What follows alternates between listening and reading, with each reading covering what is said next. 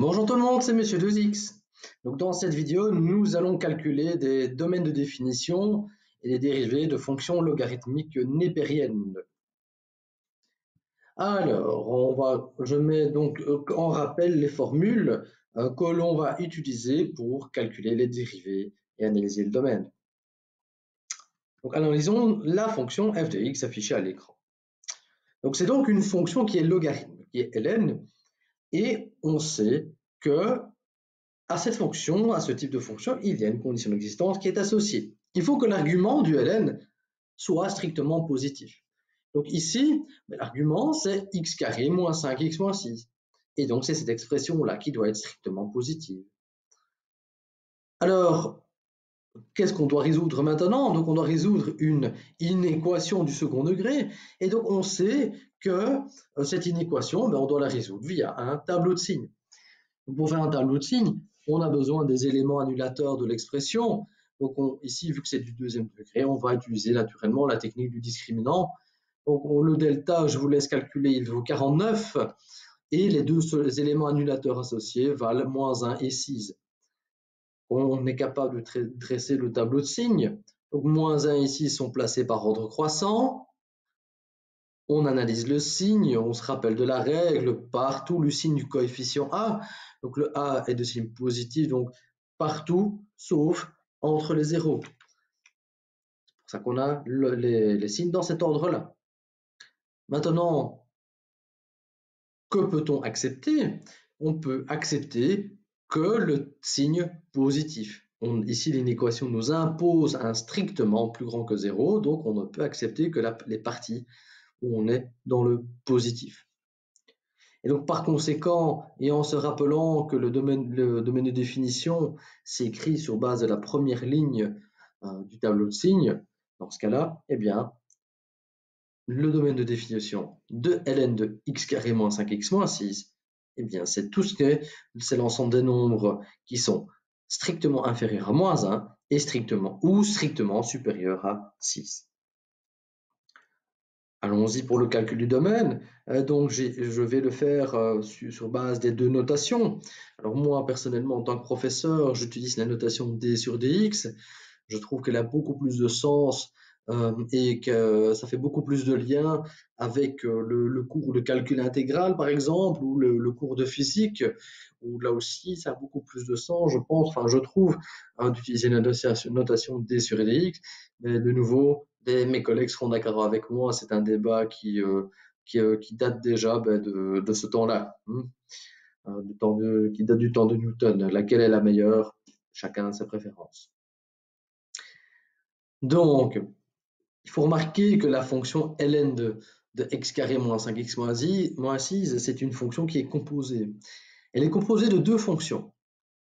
La première, c'est la fonction g de x qui est égale à ln de x. Et la fonction h, c'est la fonction x carré moins 5x moins 6. Et dans quel ordre sont-elles composées? Eh bien, elles sont composées dans l'ordre g rond h. Donc, on applique g après h. Donc, si vous désirez des rappels sur les fonctions composées, je mettrai un lien ici un peu plus haut. Donc, on va appliquer maintenant la formule de composé. Donc, on doit calculer dg sur dh fois dh sur dx. Et donc, dg sur dh, donc on doit calculer la fonction ln, on doit calculer sa dérivée, mais on sait que c'est 1 sur x, mais ce n'est pas en x qu'on va l'évaluer, c'est en h. Et donc la dérivée de g par rapport à h, ce sera donc 1 sur x carré moins 5x moins 6.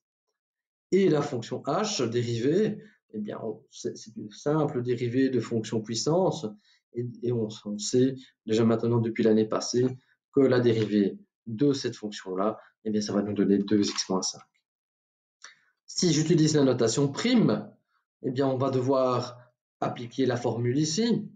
Donc, on va devoir calculer tout d'abord la dérivée de ln, et on va l'évaluer en la fonction x carré moins 5x moins 6.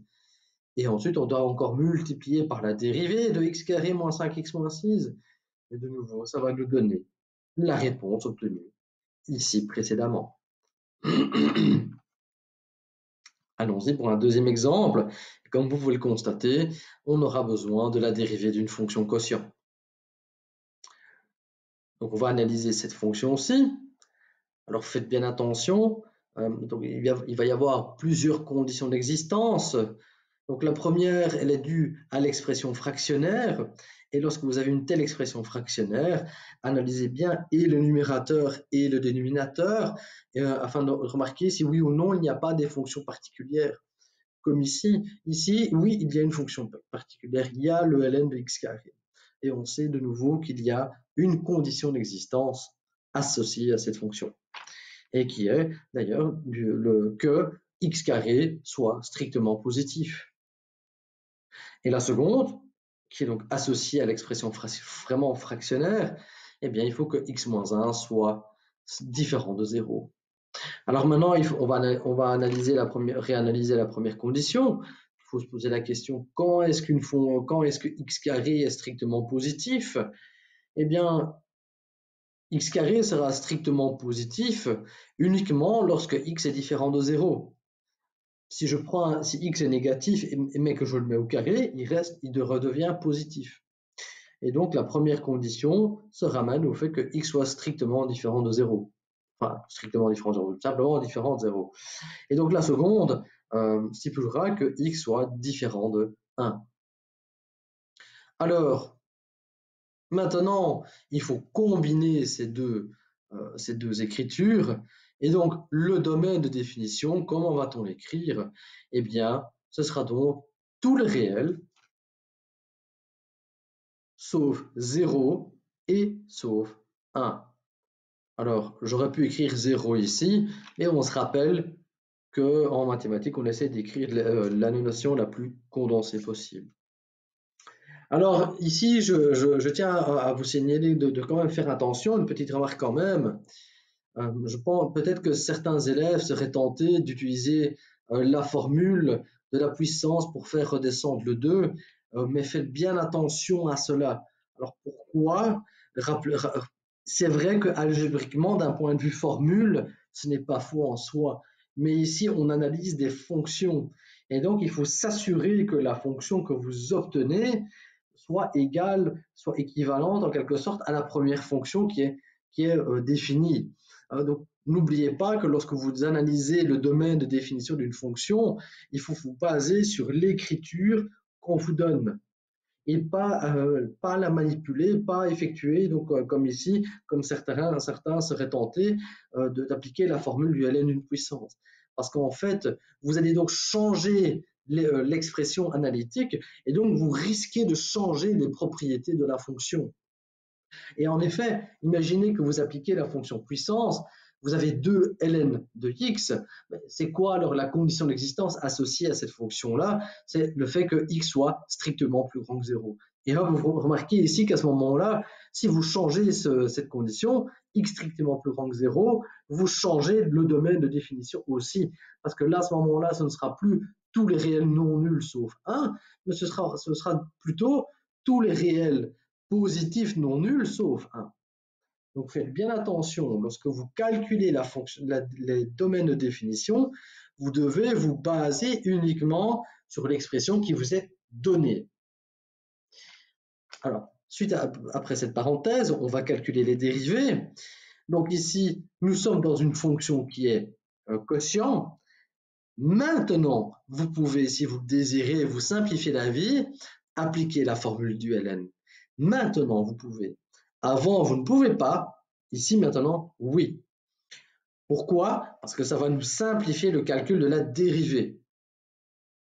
Là, si on applique les changements, comme expliqué, on change les propriétés de la fonction. On risque en tout cas, ici, on fait un calcul de dérivée, ça ne va rien changer à l'expression de ma dérivée. Donc allons-y. Donc on doit calculer le quotient. Donc on va appliquer la formule ici appliquée à l'écran. Donc on doit faire la dérivée d'une fonction g sur h où g de x est ln de x et h de x c'est x moins 1. Donc on doit appliquer la formule qu'on a rappelée ici à l'écran.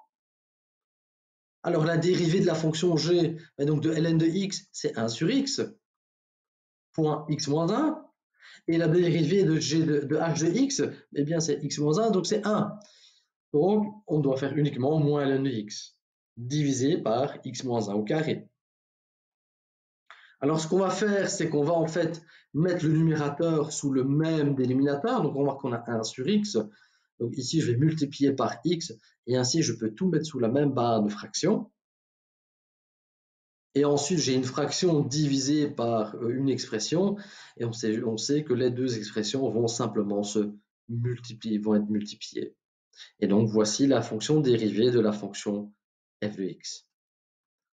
Si on utilise les notations prime, donc le début est le même, donc sauf que ici je vais faire g' moins gh' divisé par h carré, donc de façon tout à fait équivalente, la suite est totalement identique à ce qui est écrit ici.